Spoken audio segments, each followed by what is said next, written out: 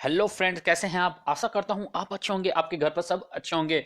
मैं कुसुम स्वागत करता हूं आप लोगों का आप ही के इस यूट्यूब चैनल पर जिसका नाम है IQ अड्डा एंड इजी लर्निंग। आज मैं क्लास 10 सिविक्स एनसीईआरटी चैप्टर 1 के पार्ट 4 एमसीक्यू लेके आया हूं। और आज मैं इस बुक का जो एनसीईआरटी टेक्स्ट बुक के जो एमसीक्यूज होते हैं जो एक्सरसाइज में, उसको मैं आज सॉल्व कराऊंगा। चैप्टर का नाम है पावर शेयरिंग। वीडियो पसंद आए तो लाइक शेयर कमेंट जरूर करिएगा, चैनल को सब्सक्राइब करिएगा, यूट्यूब पर जाकर IQ अड्डा एंड इजी लर्निंग सर्च करिएगा, ये येलो वाली आइकन देख करके सब्सक्राइब करिएगा। मैं एक इन्फॉर्मेशन आपको दे देता हूं, ये न्यू चैनल है, ये मत सोचिए कि सारे कम सब्सक्राइबर है तो ये चैनल ऐसा वैसा है, ठीक है। ये न्यू है, इसे ग्रोथ कराने में आप लोगों के साथ का बहुत जरूरी है, इसलिए चैनल को सब्सक्राइब करके बेल आइकन दबा के उसके नोटिफिकेशन ऑन करिएगा, ताकि जब भी मैं क्लासेस लूं मैं आप लोगों तक नोटिफिकेशन जाता रहे। ये मैं क्लासेस में हिंदी और इंग्लिश दोनों लैंग्वेज लेता हूं, इसे हर कोई देख सकता है, स्कूल्स के स्टूडेंट देख सकते हैं और जितने भी कॉम्पिटिटिव एग्जाम्स के कैंडिडेट है वो भी देख सकते हैं, चाहे वो एसएससी हो, आरबीआई हो, टीजीटी हो, पीजीटी हो या पब्लिक सर्विस कमीशन के स्टूडेंट्स हो, ठीक है।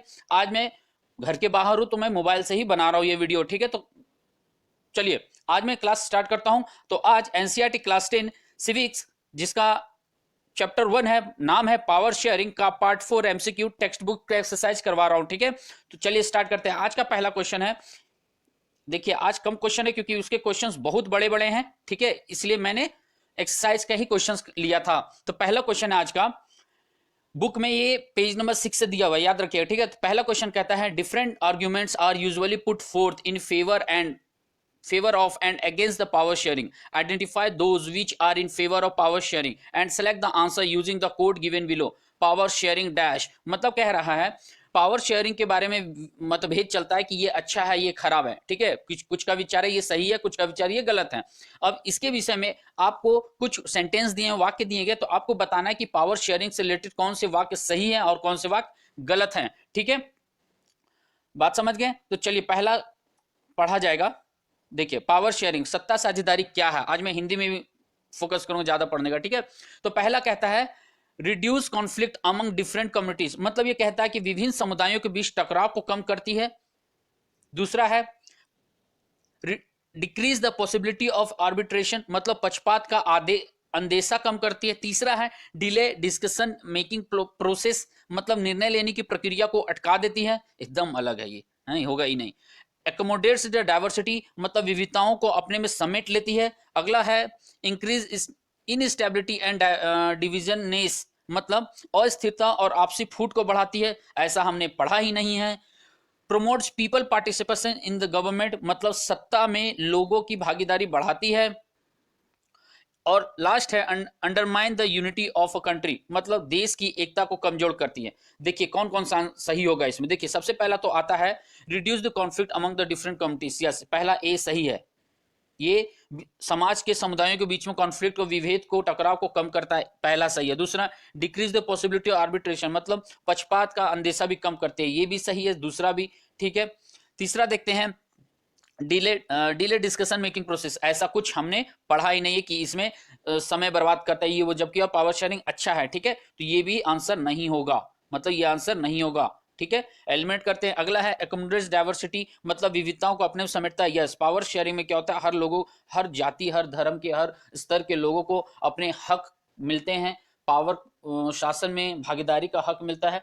तो उसमें क्या एक एकता नजर आता है कि यार मैं भी पावर में, वो भी पावर में है, ठीक है, तो हम सब मिलकर काम करेंगे, ठीक है। तो ये सही है। अगला बोलता है increase in stability and diversity, अस्थिरता और फूट पर, ये तो ऐसा सेंटेंस, ऐसा वाक्य हमने पढ़ा ही नहीं है, तो ये भी नहीं होगा, ठीक है। अगला है promote the people participation in the government, yes, ये सत्ता में लोगों की भागीदारी को बढ़ावा देता है और देश की एकता को कमजोर करता है, ये भी नहीं होगा। तो आपके पास क्या क्या सही गया, ए बी डी एफ, तो कहां मिलेगा, क ख ग नहीं, घ और चा, तो आपका आंसर है ए, याद रखिएगा, ठीक है, इसका ऑप्शन होगा ए, ठीक है। अगला क्वेश्चन चलते हैं। क्वेश्चन कहता है consider the following statement about power sharing arrangement in Belgium and Sri Lanka, मतलब श्रीलंका और बेल्जियम के बारे में आपको कुछ सेंटेंस दिया गया है, उस पर बात करना। चलिए पहला दिया गया है, in Belgium the Dutch speaking majority people try to impose their domination on the minority French speaking community. नहीं, ये तो उल्टा बता दिया गया है कि डच कितने परसेंट वाले थे? 59% वाले डच स्पीकिंग थे और 40% वाले फ्रेंच स्पीकिंग थे। तो डच वाले फ्रेंच पर नहीं दबाव दे रहे थे, जबकि फ्रेंच वाले डच पर दबाव दे रहे थे। तो पहला का वाक्य ही, सेंटेंस ही उल्टा लिखा हुआ है, तो ये नहीं होगा। ठीक है, दूसरा मतलब ए नहीं होगा। दूसरा, in Sri Lanka the politics of the government sought to ensure the dominance of the Sinhala speaking majority. Yes, Sri Lanka में सिंहाला मेजोरिटी भाषाई आधार पर वो लोग अपना मांग कर रहे थे, अपना हक मांग रहे थे। आपने पढ़ा होगा श्रीलंका वाले सेक्शन में, तो ये ऑप्शन बी सही है।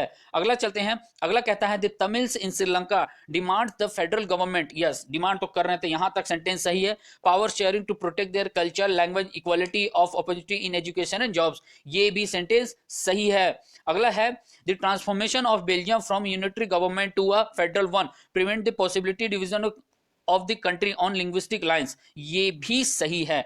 ठीक है, आप देख लीजिएगा, बुक पढ़े होंगे। ठीक है, मतलब बेल्जियम में यूनिटरी मेथड लेके आया था, एक अलग गवर्नमेंट थी, तीसरे स्तर की गवर्नमेंट थी। याद रखिएगा, बेल्जियम में तीसरे स्तर की गवर्नमेंट थी, कम्युनिटी गवर्नमेंट। ठीक है, उसी से ये लिया गया कि यूनिटरी गवर्नमेंट वहां पे फेडरल सिस्टम को लाना चाह रही थी, और वो हुआ भी था बाद में। ठीक है, तो इसमें से आपका जाएगा option D, B C D. ठीक है, नीचे ध्यान दीजिएगा।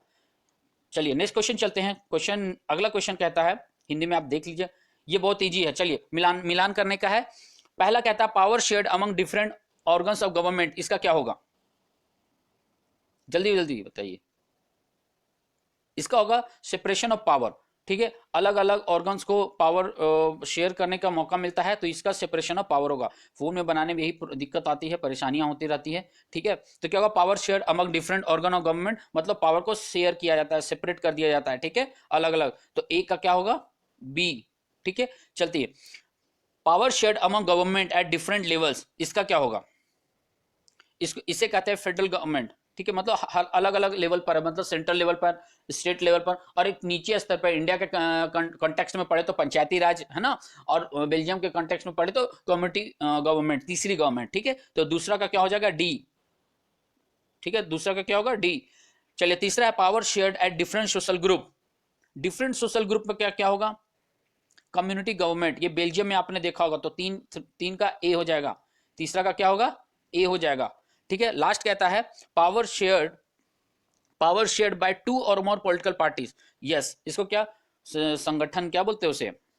दिमाग से उठ रहा है, गठबंधन। यस, तो क्या होगा? 4 का सी हो जाएगा। ठीक है, क्योंकि पॉलिटिकल पार्टीज अलग अलग मिल करके एक पार्टी बनाती हैं। जैसे कि अभी करंट में मैं झारखंड का बता सकता हूं, वहां कांग्रेस झारखंड मुक्ति मोर्चा की पार्टी मिल करके सरकार चला रही है। हेमंत सोरेन भी वहां के चीफ मिनिस्टर हैं। ठीक है, तो इसका आंसर हो जाएगा पहला का बी, दूसरा का डी, तीसरा का ए, चौथा का सी। याद रखिएगा। ठीक है, अगला क्वेश्चन चलते हैं। नेक्स्ट क्वेश्चन कहता है, मतलब इसका आंसर हो जाएगा ऑप्शन ए। नहीं नहीं नहीं नहीं, इसे मैच करना ना, तो पहला का क्या हो जाएगा? बी, दूसरा का डी, तीसरा का ए, तो इसका आंसर होगा सी। सॉरी, इसका आंसर होगा सी। ठीक है, इसका आंसर होगा सी, याद रखिएगा, गलत मत कर दीजिएगा, ध्यान से। चलिए अगला क्वेश्चन चलते हैं। अगला क्वेश्चन कहता है आपको, consider the following two statement of power sharing, select the answer using the code given below. मतलब 2 स्टेटमेंट दिया था पावर शेयरिंग के बारे में, आपको सिलेक्ट करना है कौन सही है कौन सा गलत है। पहला ऑप्शन कहता है आपको power sharing is a good for democracy. आपने क्या पढ़ा था? 5 सेकंड में आप सोच कर बताइए। दूसरा है it helps to reduce the possibility of conflict between social groups. दोनों तो सही है। चलिए पहला बताता है power sharing is good for democracy. Yes, हमने पढ़ा है कि पावर शेयरिंग से क्या होता है? डेमोक्रेसी आती है ना। फेडरल सिस्टम खत्म होता है, मोनार्की सिस्टम खत्म होता है, हायरार्की सिस्टम खत्म होता है, जो कैलर्जी टाइप के जो लोग, नोबिलिटी टाइप के जो होते हैं, वैसा कुछ शासन नहीं चलता। कैलर्जी नोबिलिटी आप पढ़ेंगे हिस्ट्री में। ठीक है, ये वो सारे वर्ड्स हिस्ट्री में पढ़े होंगे, क्या क्लास 9 में ये पढ़े होंगे आपने। ठीक है, दूसरा कहता है it helps to reduce the possibility of conflict between social groups. ये भी सही है। ठीक है, तो इसका आंसर क्या होगा? Both A and B are true. ठीक है, A and B are true. ठीक है, चलिए अगला क्वेश्चन चलते हैं। ओके, आज इतना ही है। ठीक है, क्योंकि टेक्स्ट बुक में था, लंबे लंबे क्वेश्चन थे, उसे समझाना पड़ता है। ठीक है, चलिए ठीक है, आज इतना ही। अगले पार्ट में मैं फिर एमसीक्यू लेके आऊंगा। इसी चैप्टर से एक और मैं पार्ट बना करके और डीप स्टडी करके इससे और अच्छे एमसीक्यू बनाऊंगा।